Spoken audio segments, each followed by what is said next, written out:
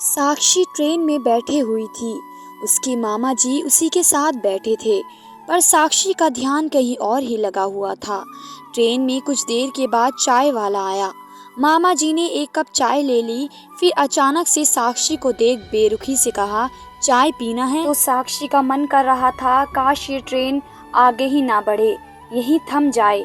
साक्षी ने मन ही मन सोचा, एक बार मामा जी से बात करूं, पर मामा जी तो मामी के हाथों की कठपुतली हैं।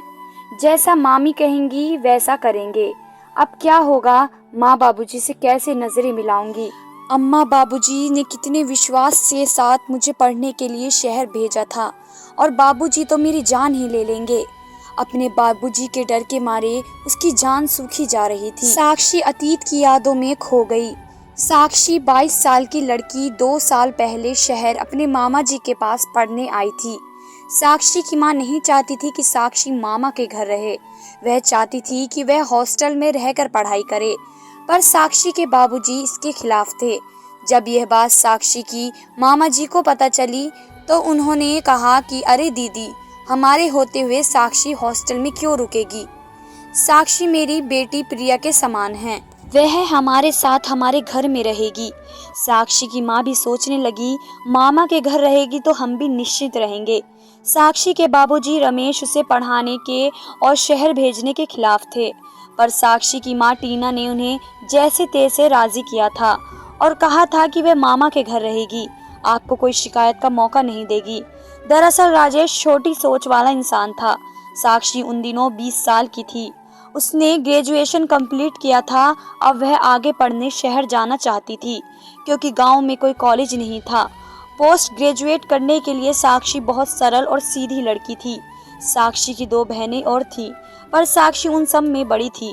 उसके पिता खेत खलियान संभालते थे। घर में किसी बात की कमी नहीं थी। नौकर चाकर, बड़ी सी हवेली, सब था। बस कमी थी तो आज़ादी की। उस माहौल में साक्षी का दम घुटता था। उसके पिता कुछ ज्यादा ही सख्त थे। लड़कियों और औरतों के मामले में उसकी सोच बहुत ही पिछड़ी हुई थी। एक माँ ने दिल पर पत्थर रखकर उसे शहर भेजा, मामा जी के पास रहने को। साक्षी इससे पहले अपने घर से दूर कभी नहीं गई, इसलिए वह भी बहुत उदास थी।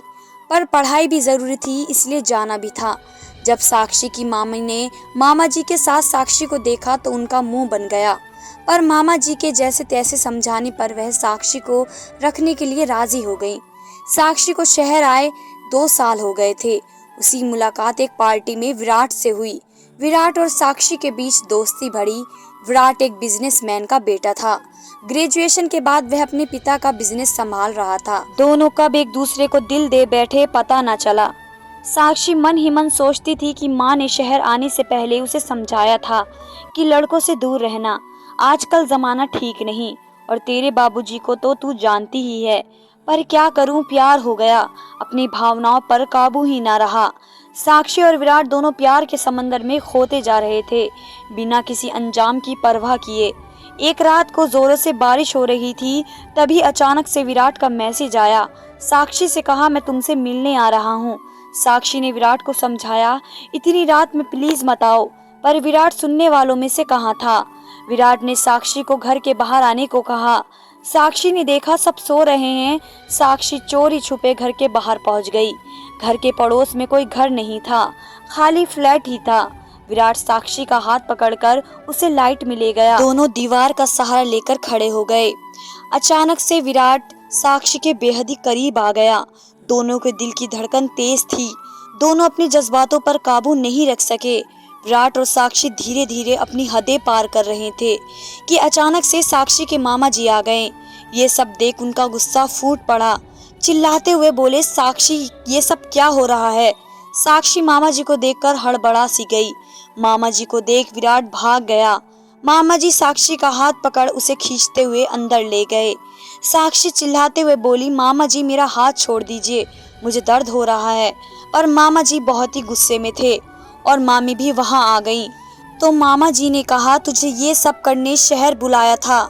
यदि मोहल्ले में कोई देख लेता तो क्या मुंह दिखाते हम सबको? और जीजा जी, उन्हें तो तू जानती ही है ना। मामी ने पूछा क्या हुआ, तो मामा जी ने उन्हें सारी बात बता दी। मामी ने मुंह बनाते हुए कहा, और सर पर बैठाओ पराए घर की लड़की को। मैंने पहले ही कहा था इसे यहाँ मत रखो, हॉस्टल भेज दो, पर आपने एक ना सुनी। अब भी समय है, इसे इसके गांव माता पिता के पास छोड़ आए।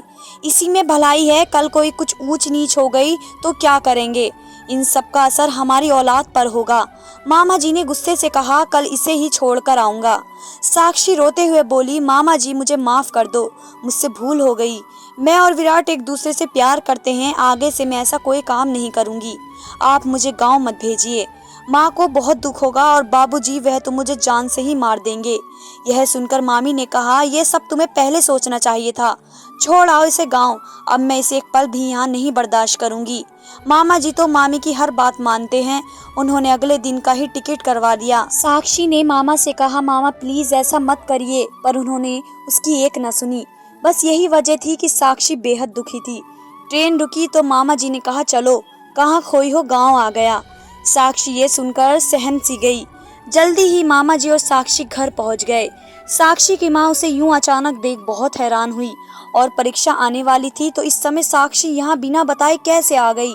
मामा जी ने सारी बात साक्षी की माँ पिताजी को बताई। यह सुनकर इसके पिता को बहुत गुस्सा आया और उन्होंने साक्षी पर हाथ तक उठा दिया। साक्षी ने कहा, बाबूजी विराट बहुत ही अच्छा लड़का है, आप उससे मिलिए तो सही, और वह एक दूसरे को बहुत प्यार करते हैं। यह सुन के उसके बाबूजी को और गुस्सा आ गया और बोले, हम बाहर के लड़के को हम कभी भी स्वीकार नहीं करेंगे। समझी हैं, उनके बारे में तो सोच लेती। और साक्षी की माँ से कहा, तुमने ही बेटियों को बहुत सर पर बैठाया है, यह सब उसका ही नतीजा है।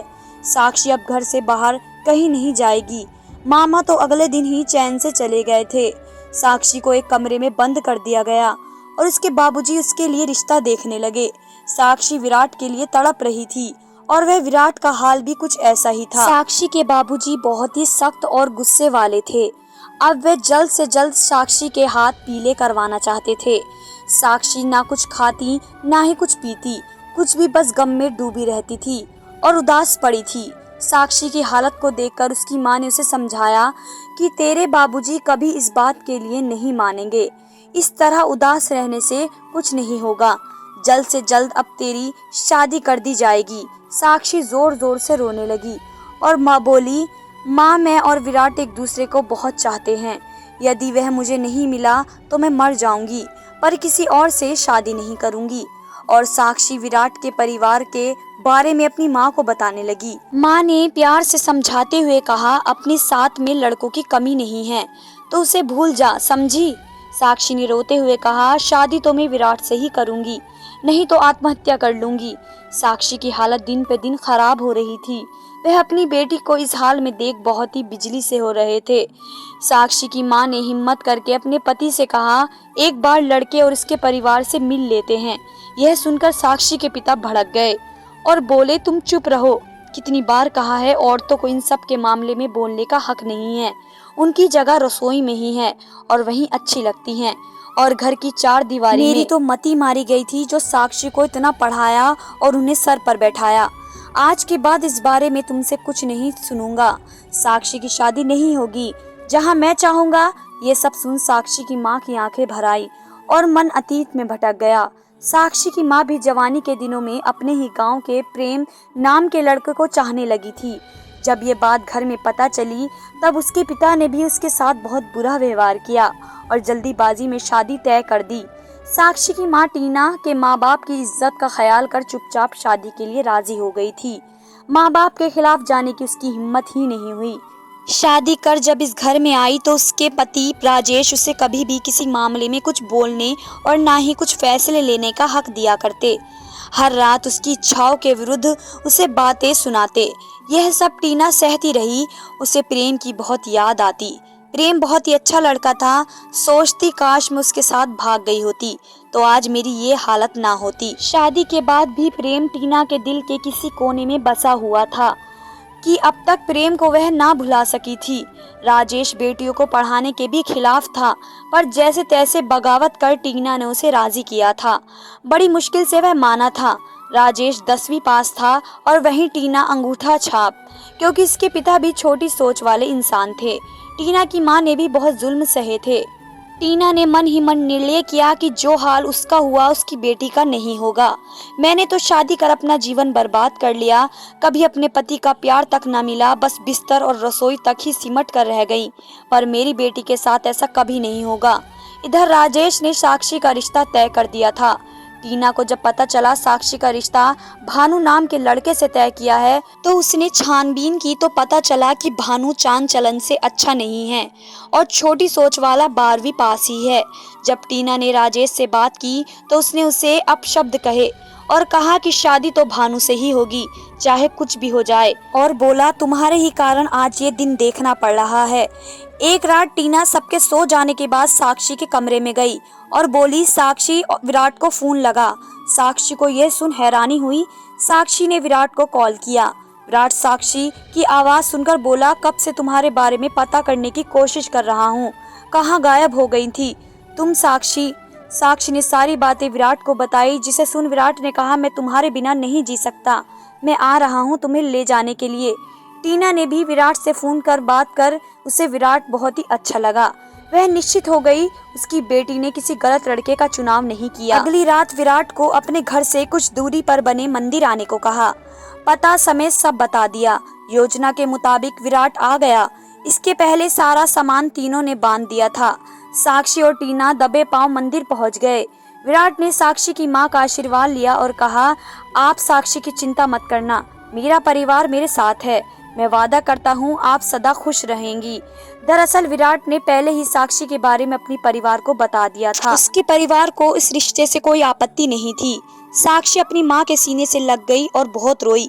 माँ ने कहा जा बेटी, जा जी ले अपनी जिंदगी, मैं नहीं चाहती तेरा प्रेम अधूरा रहे, सदा खुश रहना मेरी बच्ची। साक्षी ने कहा हाँ मैं आपको फोन करती रहूंगी। साक्षी विराट के साथ कार में बैठकर चली गई। टीना उसे तब तक देखती रही जब तक कार उसकी नजरों से ओझल ना हो गई। टीना को अपने निर्णय का कोई पछतावा नहीं था। जो प्यार वह ना पा सकी, जिसका उसे आज तक अफसोस था, वह नहीं चाहती थी कि उसकी बेटी भी उसी की तरह पछताए और उसका जीवन बर्बाद हो जाए। राजेश को जब पता चला साक्षी घर से भाग गई तो उसने टीना को बहुत खरी खोटी सुनाई और टीना को ढूंढने की कोशिश भी की, पर ढूंढ न सका। पुलिस के पास राजेश जाना नहीं चाहता था। वह जानता था साक्षी बालिक है, अपनी मर्जी से ब्याह कर सकती है। साक्षी ने विराट से शादी कर ली। ससुराल में सब पढ़े लिखे और अच्छे लोग थे, सब उसका बहुत ख्याल रखते थे। शादी के बाद साक्षी ने अपनी पढ़ाई भी पूरी की और नौकरी भी करने लगी। राजेश ने ऐलान किया कि अब उसकी सिर्फ 2 ही बेटियां हैं। साक्षी उनके लिए मर गई है। टीना को बहुत दुख भी हुआ। साक्षी और टीना चोरी छुपे फोन पर बातें भी करती हैं। जब साक्षी उसे ससुराल और पति के बारे में सब बताती थी तो मन ही मन तीनों खुश होती। उसे अपने निर्णय पर जरा भी अफसोस नहीं था, पर अपनी दोनों बेटियों के भविष्य की चिंता जरूर थी। पर उसने ठान लिया था अब वह अपनी बेटियों के साथ नाइंसाफी नहीं होने देगी, चाहे कुछ भी हो जाए। धन्यवाद दोस्तों।